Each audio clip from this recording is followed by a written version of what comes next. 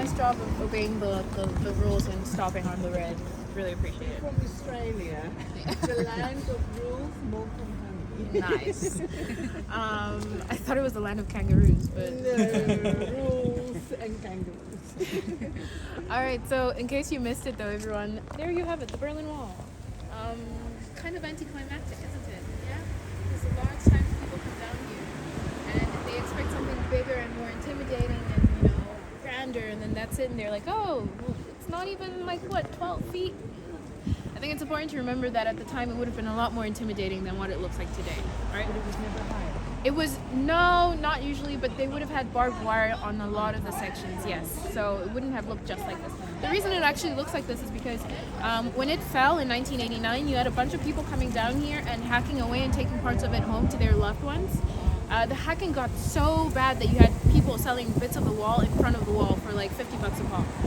Eventually, though, the government had to put up that great fence to try and deter people from going up there and taking parts of it away. But before we talk about the wall some more, I'm sure you notice in the back there's like people walking around and there's glass paneling. What is going on there? What you have, so going way back in the 30s, you would have had two Nazi offices, two Nazi buildings in the back right. The offices of the Gestapo and the offices of the SS. Actually, most of the street down Wilhelm Street was a lot of Nazi buildings and offices. But with denazification after the Second World War, what that means is everything that has to do with the Nazis has to go. So they destroyed most of those offices, they destroyed the two buildings that were in the back, and underneath the buildings, what they found were interrogation rooms. And I'm sure you can imagine what would have been happening in these interrogation rooms. They didn't do anything with it, they kind of left it alone. For a while, it was an open field. And then after reunification, they decided to turn it into a museum, and they called it the Topography of Terror Museum. Museums that have to do with the Holocaust, the Third Reich, and basically the Nazis are all free in the city of Berlin, and they've specifically done it that way so that you don't have an excuse not to learn about what happened, because it's literally free. I should mention, though, I doubt any of you are here for that long. Today's Wednesday, but city museums are closed on Mondays in the city, so just be aware of that. If you're here for a really long time, that is. All right, so you have the Topography of Terror Museum, and then you have what we had called the outer wall, so the wall that would have been closest to the west. The inner wall, the wall that would have been mostly in the east, would have been where you see the cobblestone right in front of the bear right here, that's kind of in front of him. That's where the second wall would have stood. So essentially, the section that you have right here would have been one of the smallest sections of no man's land, or in German, they would have also called them Totenstreifens, which would basically translate to death strips. A lot of people would have been risking their lives to cross over to the other side. You would have been risking death, which is why they would have gone to calling them death strips. They made it incredibly difficult for you to get from one side to the other. There would have been, again, barbed wire on the top, but you would have also had guard towers. There we go. You would have guard towers, a shoot to kill order. You would have had dogs and guns and constant surveillance. Some sections would have had landmines, and some sections would have had sand to make it hard to run across. And some sections were hollowed out, and spikes were set up underneath and then covered up again. So if you landed in the wrong spot, you'd hurt yourself and you wouldn't be able to continue on in your escape. So incredibly difficult for you to do so. But you still had people that were willing to risk their lives to go from one end to the other. You would have had people trying to swim the Spree, the river that we have in the city. A lot of them would have been shot. A lot of them would have drowned. You had people that would try to dig their way from one end to the other, which is really tough because the sand that we have in the city isn't really conducive for digging. But the most famous tunnel, the biggest tunnel, would have gone from the west into the east and got over 30 people out of their loved ones. You would have also had people that would have tried to sneak under cars. And then my most favorite story is they made a movie out of it, but you had a family that made a homemade hot air balloon with rain jackets. And the first time they tried to get over to the other side, they don't successfully make it. But the second time, they successfully make it into the west. And ridiculously after that, the government puts a cap on how many rain jackets a family can have in a household because they didn't want people copying the same escape method. So it was down to 2 raincoats a family because they didn't want you to have too many.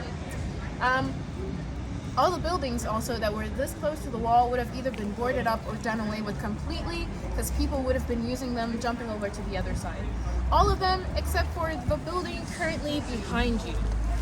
What is this massive, massive building? I should let you know, this, when it was constructed in the 30s, was a Nazi building. It was called the Luftwaffe, so the Air Force building. The Nazis had a really strong Air Force during the Second World War. They were probably most renowned for their Air Force. And as such, this building is ginormous. It takes up a whole city block. And when it was constructed, it was the largest office building in all of Europe. It's one of the last remaining Nazi buildings as well. Despite denazification, one of the last three. You have the Olympic Stadium, you have the old airport, the Temple of Efes, and then you have this one right here. It's also a really good example of what Hitler would have wanted Berlin to look like. It's super gray and intimidating and big, and you know it's a government building when you're in front of it. And to give you an idea of how just massive it is, the front of this building, the door is so big that the door handle is up here for me. So it's really meant to make you feel tiny and insignificant, right? How do we still have this building? Okay, so because it's so big, that's what helps it survive the bombings of the Second World War. Despite most of the city being completely decimated, the Allies were using it as a location point to know where they actually wanted to go and what they actually wanted to destroy. So that's what saves it from the Second World War. How does it survive denazification is also a really good question. Because it's so big and useful, the Easterners thought we can turn it into something that we can make use of. So they decided to turn it into what they called the Ministry of Ministers' offices. What the heck does that mean? Sounds straight out of Harry Potter, right? Another name for it would have been the Interior Ministry. And a lot of people worked out of this building, and it was thought no one's going to escape from a government building. Who has the gumption to try and escape from a government building? Fun fact, somebody does escape from this building. A man by the name of Heinz Holzapfel lived in Dresden in the east with his wife and his son, and he actually worked out of this building. So every 2 weeks or so he had to come down to this building to take care of work. He also had his brother in the west, and on several occasions his brother would have visited him in the spirit of, I love my sibling, I'm going to visit him. What they were actually doing is they were coming up with an escape plan. They decided on a very specific day, Mr. Holzapfel would come down here from Dresden and he would bring his wife and son. Show them around his office, show them his cubicle and, his job. But what they would do after the tour is they wouldn't leave. He would take them to the basement of the building into like a closet and hide them there, go back to his working day, and at the end of the day when everyone would have left, he would have gone downstairs to collect his wife and son. They would have gone to the very top of the structure, and that night, on the other side of the wall in the west, his brother would have come with his car as close as he could, and he would have also brought a friend. And Mr. Holzapfel at the very top of this building with his wife had made harnesses at home with bicycle tires, and they had a piece of rope. They tie the rope to the flagpole that we used to have at the top of this building, throw the other end to the brother who catches it in the west, ties it to the bumper of his car, they make the rope taut, and as you've guessed it, probably by now, they proceed to zip line from one end to the other, successfully making it, untying the rope from the bumper, throwing it back into the east as if nothing had happened. And the first thing they do the next day is they sell their story to a newspaper because capitalism, it's the first thing you encounter in the West. But also the Western newspapers were gathering all of these stories of people that were willing to risk their lives to escape, to show that, hey, it's really not that great of a place if people are willing to die to leave. But Binti, what about the guards and the dogs and the shoot to kill order? How did they survive? Valid question. Apparently, the guard who was sectioned in this tower, in this specific section, gave for a reason that it was dark, it was so well thought out and planned, and it was close to midnight. He thought that they were just a family of Stasi spies being sent over from the west, from the east into the west. He didn't want to stop them and get into any trouble, so he let them go. Personally, I think he was probably asleep more than anything, but no one's asking for my ideas. It's a good enough reason because he didn't get into any trouble. After that, though, the government took down the flagpole that we used to have up there, which is why we don't have a flagpole there up there anymore.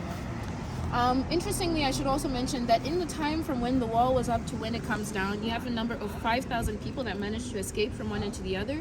But if you put that in context of 1,000 people a day that were originally leaving from one end to another, it's a really, really small figure, right? So thinking about it, you have the Third Reich, the Second World War, denazification, reunification, and you still have a big block of Nazi architecture in the center of Berlin, 2024, a very progressive city. How does that happen? After reunification, the government kind of looked at the building and thought, it'll cost us so much to destroy, it's so big and useful, we can repurpose it. So they decided to turn it into something that they thought everyone could collectively look at and hate in the city of Berlin. 10 points if you can guess what this building is. Something we all hate. DMV? Very close. Of course an American would guess that. There you go. This is our Finanzamt, so our tax office in the city of Berlin. So we're meant to look at this and think, Nazis and taxes, we hate both so much. Anyway, questions? Going once? Going twice? Okay.